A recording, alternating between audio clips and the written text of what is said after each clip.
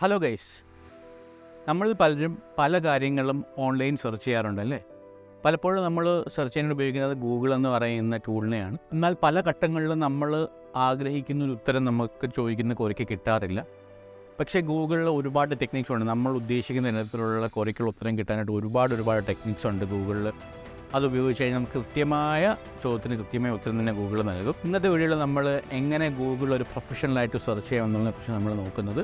Search ചെയ്ത് കൃത്യമായിട്ടുള്ള ഉത്തരം കണ്ടുപിടിക്കുന്ന ഒരു സ്കില്ലാണ്. നമ്മൾ ആദ്യം ഫസ്റ്റ് സെർച്ച് ചെയ്തത് മുതൽ ഇന്ന് വരെ നമ്മൾ ഉപയോഗിക്കുന്ന ഒരേ മെത്തഡോളജി ആയിരിക്കും. എസ്പെഷ്യലി നമ്മളൊരു എക്സ്പീരിയൻസ്ഡ് പ്രോഗ്രാമറായി നമുക്കൊരു 5-6 വർഷത്തെ എക്സ്പീരിയൻസ് ഉണ്ടെങ്കിൽ കൂടി നമ്മൾ യൂസ് ചെയ്യുന്ന സെയിം മെത്തഡോളജീസ് ആയിരിക്കും. നിങ്ങളൊരു പ്രോഗ്രാമർ ആണെങ്കിൽ നിങ്ങളുടെ മെജോറിറ്റി ടൈം യൂസ് ചെയ്യുന്നത് ഗൂഗിളിൽ സെർച്ച് ചെയ്യാനായിരിക്കും. കാരണം നമ്മൾ ആസ് എ പ്രോഗ്രാമർ നമ്മൾ ഡെഫിനറ്റ്ലി എറർ വരുത്തുമ്പോൾ നമുക്കതൊരു ഗൂഗിളിൽ സെർച്ച് ചെയ്തൊരു സൊല്യൂഷൻ കണ്ടെത്തുക എന്നുള്ളതാണ് ഏറ്റവും എളുപ്പമായിട്ടുള്ള മാർഗം എന്ന് പറയുന്നത്. സോ എങ്ങനെ എഫക്റ്റീവായിട്ട് നമുക്ക് സെർച്ച് ചെയ്യാം, അതിൻ്റെ അഡ്വാൻസ്ഡ് ടെക്നിക്സ് എന്തൊക്കെയാണ്, മെത്തഡോളജീസ് എന്താണ്, ഡിഫറെൻറ്റ് ഓപ്പറേറ്റേഴ്സ്, യൂട്ടിലിറ്റി ഓപ്പറേറ്റർ എന്താണ്, ബൂളിയൻ ഓപ്പറേറ്റർ എന്താണ് തുടങ്ങിയ കാര്യങ്ങളാണ് ഇനിയുള്ള വീഡിയോയിൽ നമ്മൾ നോക്കാൻ വേണ്ടി. ഇതൊരു സീരീസ് ഓഫ് വീഡിയോസ് ആയിരിക്കും. ഇതൊരു ആ വീഡിയോയുടെ ഫസ്റ്റ് പാർട്ടാണ്. ഇന്നത്തെ വീഡിയോ നമ്മൾ നോക്കാൻ പോകുന്നത് എന്തുകൊണ്ട് ഗൂഗിൾ സെർച്ച് അറിഞ്ഞിരിക്കുന്നത് വളരെ ഇമ്പോർട്ടൻ്റ് ആണ് ആസ് എ ടെക്നോളജി ഗൈഡ്.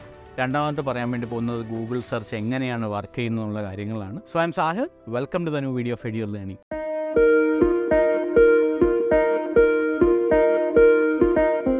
ആദ്യമായിട്ട് പറയാനുള്ളത് എന്തുകൊണ്ടാണ് ഈ വീഡിയോ ഇത്രയും ഇമ്പോർട്ടൻ്റ് എന്നുള്ള കാര്യമാണ്. കാരണം എന്ന് പറഞ്ഞാൽ ഞാൻ ആവറേജ് ഒരു ഇൻ്റർനെറ്റ് യൂസർ ദിവസം ഗൂഗിളിൽ ഒരു 4-5 കൊറി സെർച്ച് ചെയ്യുന്നതാണ് കരുതുന്നത്. പക്ഷേ ഞാൻ എക്സ്പേർട്ട് അല്ലെങ്കിൽ പ്രോഗ്രാമിംഗ് ടെക്നോളജി എന്തൂസിയാസ്റ്റിക് ഒരു 30 മുതൽ 100 കൊറീസ് വരെ പെർ ഡേ സെർച്ച് ചെയ്യാറുണ്ടെന്നാണ് പറയുന്നത്. ഞാനും ആ കൂട്ടത്തിൽ പെടുന്നതാണ്.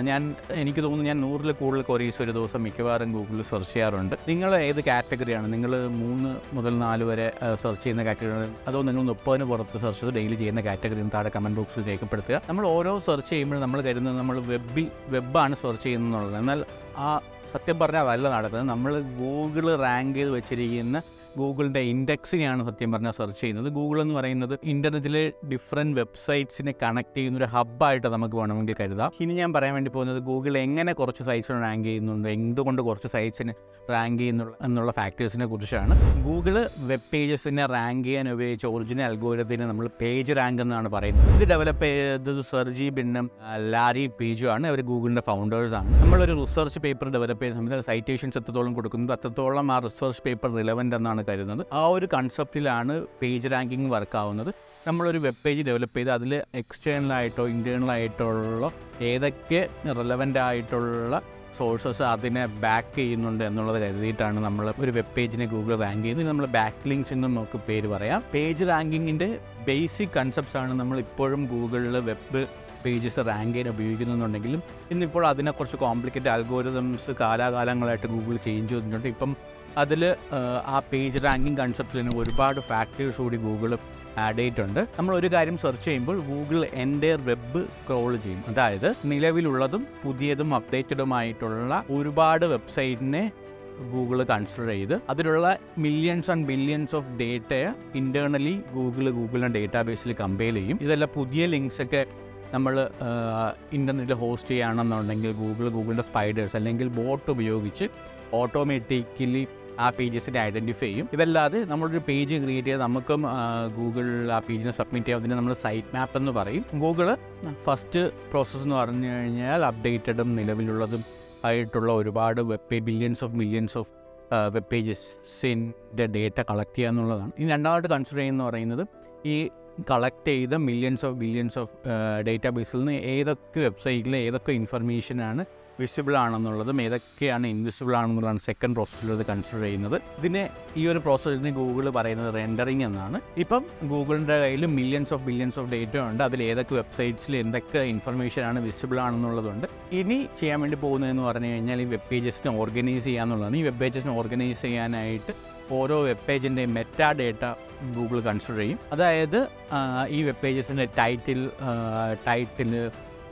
സബ് ടൈറ്റിൽസ്, ഹെഡിങ്സ് അങ്ങനെയുള്ള കാര്യങ്ങളൊക്കെ ഗൂഗിൾ കൺസിഡർ ചെയ്യും.